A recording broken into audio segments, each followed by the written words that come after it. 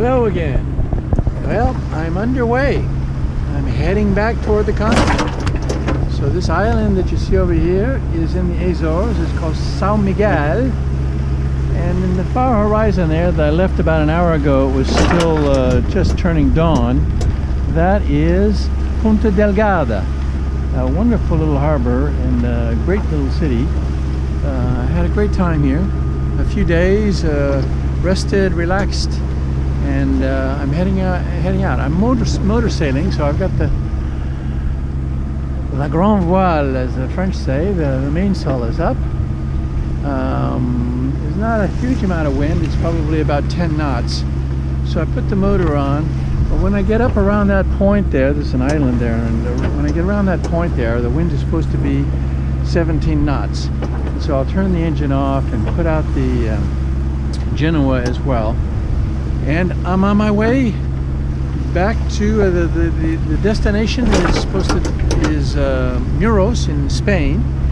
It's a distance of about 826 nautical miles, but I'll probably do closer to 900 because I have to go north because of the wind.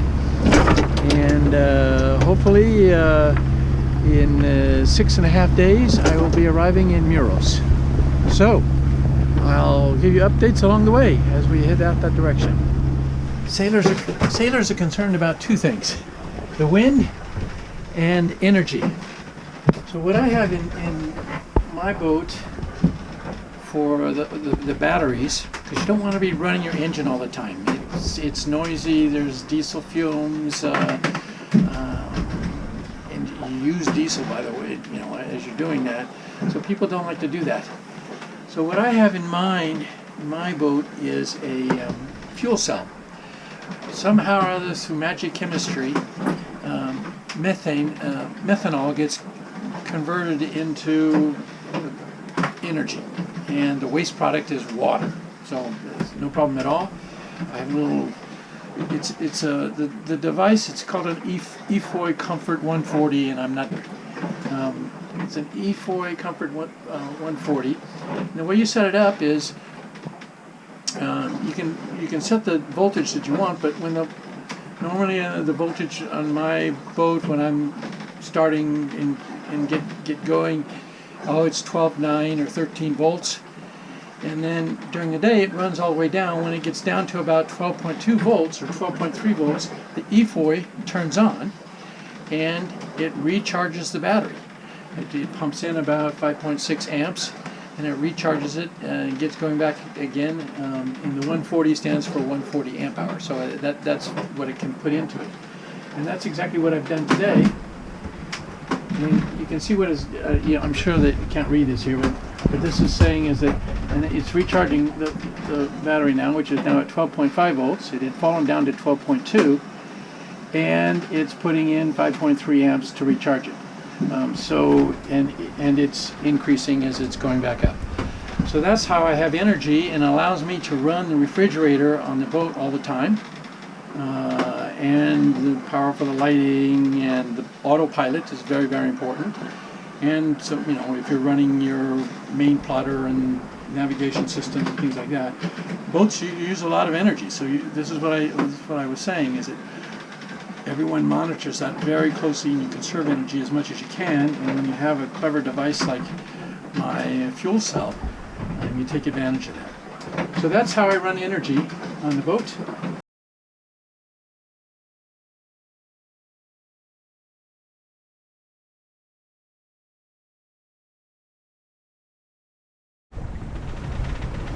Well, hello. We're coming up at the end of the first day of sailing out of the Azores, heading back towards Spain and then eventually France. And this first day of sailing has been absolutely perfect. I mean, it was great. As soon as I turned around the end of the island, I got a nice breeze, 16 to 20 knots all afternoon. The sun even came out. I got a bit of sun tanning in. And we were just flying along, 6.5 to 7.5 knots for the last 8 hours. So that was just perfect. The clouds have come in a little bit now, and the wind has just within the last half hour has died a bit. But let's see what we're doing here.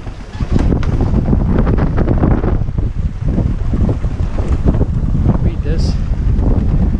So we're still doing 6.2 knots. Now I got 15 knots of wind. That's called a beam reach. You know, it's almost directly to the beam, and a beam me the wind.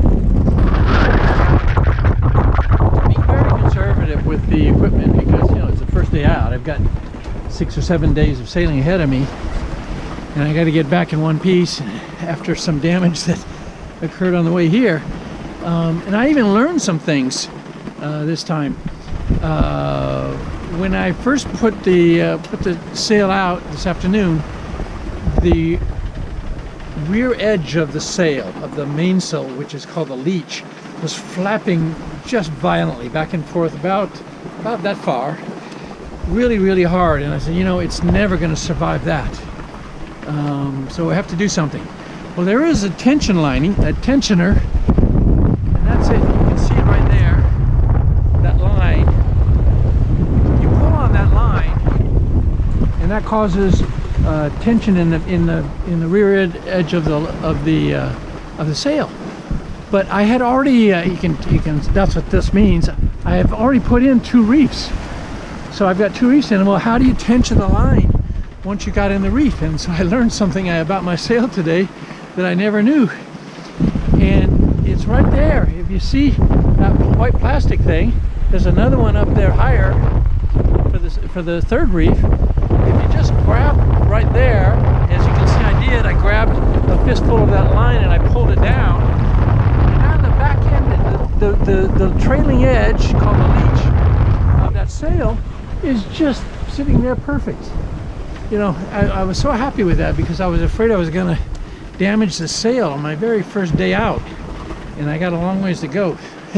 So, great day of sailing. I've lost the sun. Looks like I may even get a little rain tonight. On the AIS, there is I haven't seen since I left the island, not another boat, not another sailboat, not another commercial vessel, and no fishermen. So, alone again, naturally. So let's hope it's a quiet, uneventful night. I'm doing 6 knots. That's wonderful with the 2 reefs in, and I've eased the boom way out. So the equipment isn't under any stress. We'll just do this. I'm trying to dash as far as I can north because the wind is going to veer to the north, and then it's going to be difficult to go north. So I'm trying to get as far north as I can before it does that, while it's easy to do that. And let's hope that all works out. So it looks like it's going to be a quiet, uneventful night.